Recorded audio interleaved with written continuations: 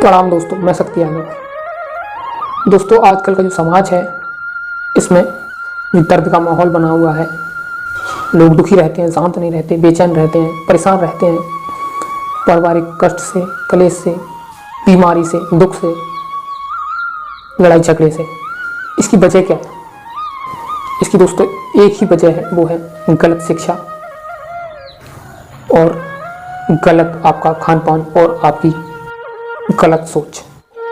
सबसे पहले ये याद रखिए, करे बुरा और सुख चाहे, कैसे पावे कोई, बोए पेड़ बबूल के, अमुआ कहाँ ते होए। यानी आपने बुरा करा और सुख चाहोगे तो ये संभव नहीं है।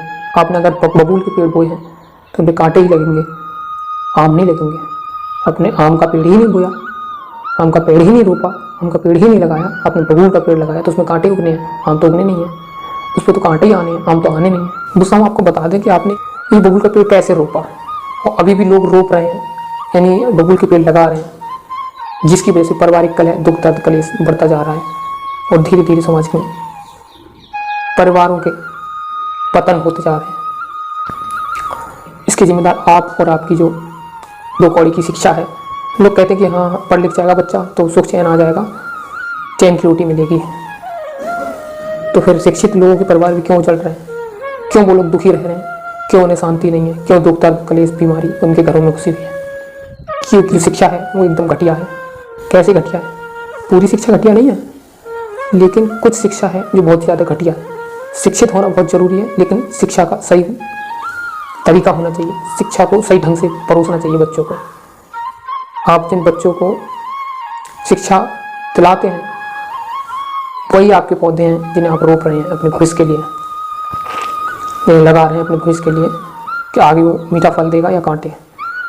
शिक्षा के नाम पे दोस्तों क्या किया जाता है? मनुष्य को सर्वाहारी बताया जाता है कि मनुष्य है वो है सर्वाहारी, यानी अन्न और मांस दोनों खा सकता है। और हर कक्षा की पुस्तक में भोजन में मांस, मछली, अंडा इन सभी को शामिल किया गया है और इन्हें पौष्टिक आहार बताया है। और इस घटिया भोजन को पौष्टिक आहार बता दिया, जिस भोजन को करने के बाद सबसे पहले तो हिंसा होती है, दूसरे का दर्द नहीं समझा जाता है, उसको काट के खाया जाता है, उसको जान से मार के आपका पेट भर जाता है। दूसरा, ये ऐसी चीज़ें खाने के बाद मन संतुलित नहीं रहता, व्यक्ति के शरीर में क्रोध पनपता है, काम पनपता है, फालतू की विकार उत्पन्न होते हैं। तो बच्चे को जब बचपन से ही उसको घटिया चीज़ों को खिलाने में लगा दोगे, राक्षस बना दोगे, राक्षस प्रवृत्ति का भोजन करना सिखा दोगे, उसे राक्षस प्रवृत्ति के भोजन को ही बढ़ावा देते रहोगे शिक्षा के जरिए, विज्ञान के जरिए, फिर आप उम्मीद करते हो कि वो बच्चा जो है आपको सुख चैन देगा। आपने जो उसको बचपन से हिंसा सिखाया, हिंसा का मतलब क्या है? डायरेक्ट हिंसा करना नहीं, इनडायरेक्टली हिंसा की जा रही है भोजन के नाम पर। तो दूसरे के खून की नदियां बहा के बच्चा बड़ा होता है, जवान होता है। जब तक बच्चा वो जवान होगा तब तक पता नहीं कितने कुंटल मछली खा जाएगा, कितने मुर्गे, मछली, अंडे खा जाएगा। उसका दुष्परिणाम ही है कि आज जो लोग हैं दुख दर्द में हैं, बीमारियों में हैं, कलेशों में हैं, कष्टों में हैं, चैन से नहीं रह पा रहे। क्योंकि बच्चा तो बचपन से ही उसने दूसरे अबलाओं का, जानवरों का दर्द नहीं समझा, बेजुबानों का दर्द नहीं समझा। तुम्हारा दर्द क्या समझेगा? तो उसकी तरह जैसे वो जानवर लाचार थे, कुछ कह नहीं सकते, कुछ कर नहीं सकते थे, आप भी नहीं कर सकोगे उसके सामने। जब वो जवान हो जाए, आपने उसको सुडौल बनाया ना, मजबूत बनाया ना, पौष्टिक आहार दिलाया ना, तो आपके जीवन को कैसे नचा रहा है वो आजकल आप देख ही रहे हैं परिवारों में। क्योंकि उन्हें कोई वैल्यू नहीं कि आपका दर्द क्या है, क्योंकि उसने जानवरों का दर्द जो नहीं समझेगा वो इंसान का दर्द क्या समझेगा। दूसरी वजह दोस्तों यह है, खांसी के नाम पे आप शराब पिला देते हैं बच्चों को कि बच्चा खांसी है, 2 ढक्कन पिला दिया, खांसी सही हो जाएगी। 1-2 कौड़ी की औषधि के नाम पे। फिर क्यों कल्पना करते हैं कि बच्चा हमें भोजन देगा, सुख चैन देगा, आराम देगा, बुढ़ापे का सहारा बनेगा? नहीं बनेगा, क्योंकि आपने उसको बचपन से ही घटिया नशे की लत लगा दी। आपने 2 बूंद दिया, कल को उसने 4 बूंद पिया, परसों को 6 बूंद पिया, ऐसे बढ़ के उसने फिर हाफ लिया, फिर पूरा पैक लगा लिया। क्या करोगे आप? इसके जिम्मेदार आप ही तो हैं। दवा के नाम पे उसको जहर तो आपने ही पिलाया और धीरे धीरे उसको खत्म करते जाएगा, उसका परिणाम आपको भोगना होगा। फिर वही बच्चा आके शराब का पान करके समाज में गलत कार्य करेगा, इसका जिम्मेदार कौन है? वही शराब पी के आप में डंडे लगाएगा, बीवी बच्चों को मारेगा अपने, आपको भी एक दिन घर से निकाल देगा, सड़क पर वृद्धाश्रम में। अभी भी समय है बचने का और ये गलत खान पान से बच्चों को दूर करने का और दवा के नाम पर उसे दारू पिलाने का। जो आपने जुर्म किया है पौष्टिक आहार के नाम पर उसे घटिया मांस मदिरा खिलाने का, अंडा खिलाने का, दवा के नाम पर दारू पिलाने का, उसका परिणाम आपको ही भोगना होगा, कोई और नहीं भोगेगा। बच्चा जो ठीक से रोटी खाना नहीं जानता उसको आजकल भारत जैसे देश में कुपोषण से बचने के लिए अंडे का भोजन दिया जा रहा है। अंडे का जो विरोधी धर्म के गंदे खून से, मुर्गी के गंदे खून से बनता है वो अंडा,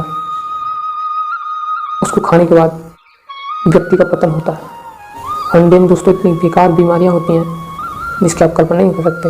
आज की जो घटिया समाज के डॉक्टर हैं जिनके द्वारा पौष्टिक आहार के नाम पर ये जो मांस मदिरा खिलवाया जा रहा है ना, वही आपके दुख दर्द की वजह है। आपको पौष्टिक आहार के नाम पर बढ़ावा दिया जा रहा है, आपके बच्चे को राक्षस बनाया जा रहा है, वो आपको दुख दर्द की वजह है। दवा के नाम पर दारू पिलाई जा रही है आपके द्वारा खांसी के लिए, वही आपके पतन की वजह है, वही आपके दुख दर्द की वजह है। क्योंकि साफ साफ लिख दिया है साहिब कबीर ने कि अन्न भकै सो मान वा मांस भकै सो स्वान, अन्न मांस दोनों भकै ताको निश्चय ज्ञान। यानी अन्न का पान करता है, अन्न का सेवन करता है वो तो मानव है, और मांस को जो खाता है वो कुत्ता है, स्वान है। लेकिन अन्न और मांस दोनों को जो खाता है, दोनों का सेवन करता है, वो सिर्फ राक्षस है। और आपने तो बच्चे को बचपन से ही उसको राक्षस बना दिया अन्न मांस दोनों खिला के। तो राक्षस से आप दया की, रहम की उम्मीद नहीं कर सकते, सुख चैन की उम्मीद नहीं कर सकते। जो शिक्षित समाज है सड़ी गली मांस को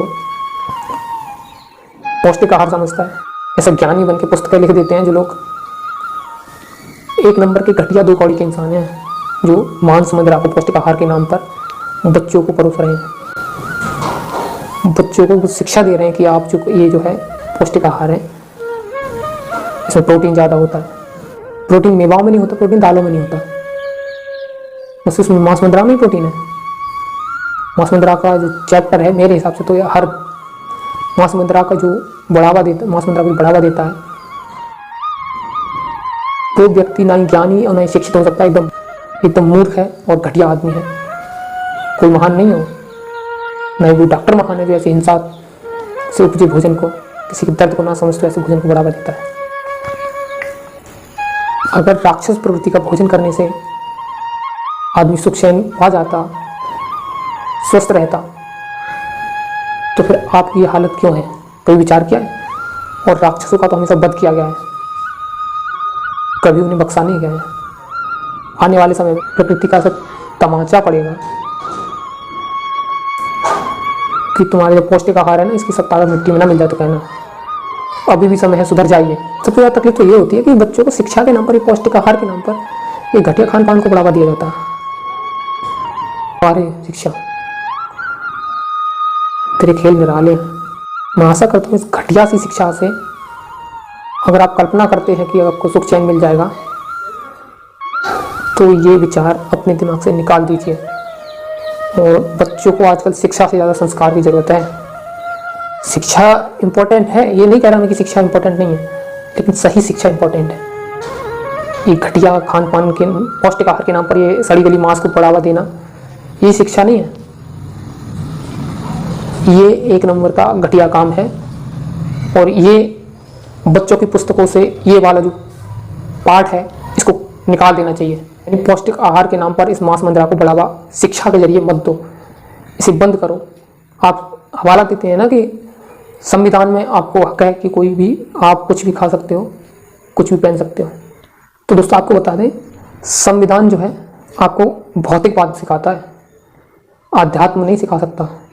संविधान आपको भौतिक जिंदगी में आपके साथ क्या गलत है क्या सही है उसका हक दिलाता है। इसका मतलब ये नहीं है कि आप कुछ भी खाएंगे।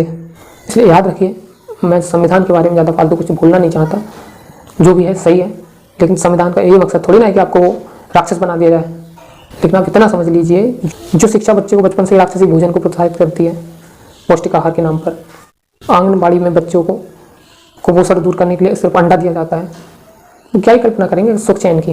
मैं आप कुछ नहीं कह सकता, बस इतना ही कहूँगा, अगर बुद्धि है तो विचार कर लीजिए, नहीं तो ठोकर लगेगी तो सुधरोगे। कुआ का मेढक कुएं से राजी रहता है तो रहो। हमारा कर्तव्य था समझाने का, आपका कर्तव्य है समझने का। समझो तो ठीक है, सुख चैन मिलेगा। जिस बच्चे के लिए आप सपने देख रहे हो बुढ़ापे का सहारा बनने का, तभी बनेगा वो, तो उसमें दया रहम संस्कार पड़ेंगे।